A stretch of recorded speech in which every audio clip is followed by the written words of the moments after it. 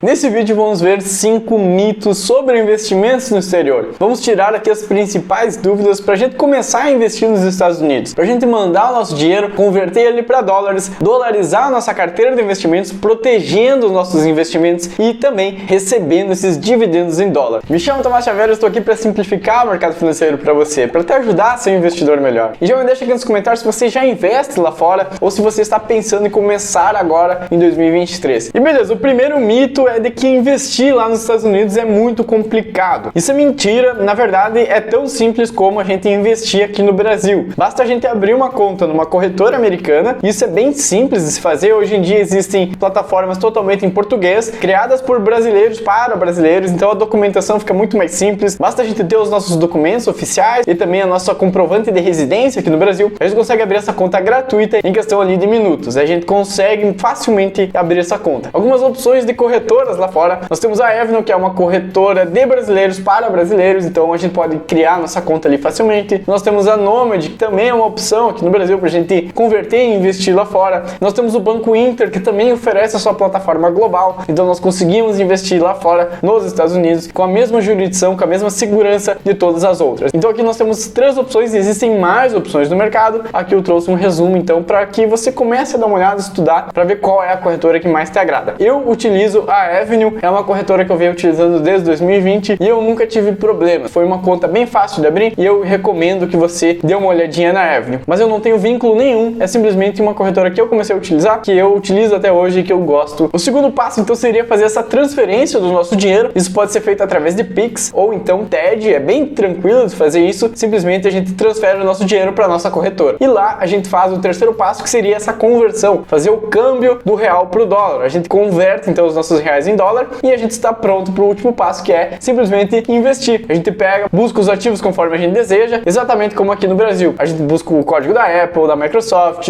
da Google, enfim, da empresa que a gente desejar. A gente pesquisa no home broker e compra a ação normalmente. Então é muito simples a gente fazer esse investimento, é bem tranquilo, é muito semelhante ao que a gente faz aqui no Brasil. E beleza, o segundo mito é que as ações lá fora são muito caras. Isso é mentira, pois nós podemos comprar as ações lá fora no mercado fracionário. Lá nós conseguimos comprar frações de uma ação. Então mesmo que a ação esteja valendo $2.000 ou $250, como é o caso da Microsoft, nós temos ali ações muito caras, de fato, mas que a gente pode comprar frações dela. Então nós vamos lá e compramos 0,01 daquela ação. A gente tem até 8 casas decimais para a gente fazer essa compra. Então acaba que a gente consegue comprar com $1, $2, $5, uma compra bem barata. Então as ações lá fora, ela tem sim esse valor elevado, mas a gente pode comprar elas de uma maneira bem democrática, uma maneira bem simples e com pouco dinheiro. Diferente das BDRs aqui no Brasil, que a gente não consegue ter essa fração. Esse mercado fracionário aqui no Brasil, ele é diferente. Lá nos Estados Unidos a gente consegue ter essas casas decimais, então a gente consegue comprar ali algumas frações, e se a gente for comprar aqui através das BDRs, que são esses recibos de ações americanas aqui no Brasil, a gente mantém o nosso dinheiro em reais aqui nas BDRs e a gente tem que comprar uma BDR inteira. Então existem BDRs de 200, 300 reais, que acaba se tornando mais caro do que a gente comprar lá fora uma fração de alguma ação que a gente deseja. Um outro ponto que muita gente fala, um mito, é que declarar o imposto de renda é muito difícil, é muito complicado, a gente vai ficar perdido, a gente não vai saber o que fazer. Isso é mentira, porque também é muito parecido com o que a gente já faz aqui com as nossas ações, os nossos fundos imobiliários, com os nossos investimentos em renda variável. Então sim, a gente vai ter que declarar esses investimentos lá fora, a gente vai ter que colocar ali as ações que nós temos, os REITs que nós temos, os ETFs que nós compramos, isso normal, da mesma maneira que a gente já faz aqui no Brasil. E a gente vai colocar também os dividendos. Lá nos Estados Unidos, o dividendo que cai na nossa conta, ele já é taxado nos Estados Unidos em 30%. Então aqui quando a gente declara no Brasil, a gente não vai pagar mais impostos, a gente só vai declarar que a gente recebeu tanto de dividendos e que já foi pago 30% desse valor lá nos Estados Unidos. Então a gente utiliza o Carnê-Leão para colocar ali esses valores de dividendos, de operações de compra e venda que a gente tenha feito, algum lucro, prejuízo que a gente tenha tido, mas da mesma maneira, a mesma coisa que a gente tem aqui com as nossas ações, são opções diferentes que a gente tem ali dentro do programa do imposto de renda, mas é bem tranquilo, é a mesma coisa. A gente tem que declarar os nossos bens, os nossos ativos da mesma maneira. E vale lembrar que lá fora nos Estados Unidos, como a gente falou aqui de operações, existe uma isenção de até R$35 mil em compra e venda. Então se você tiver um lucro de até R$35 mil, você não precisa pagar nenhum tipo de imposto. Aqui no Brasil a gente tem algo similar, mas é com as ações e é limitado a R$20 mil.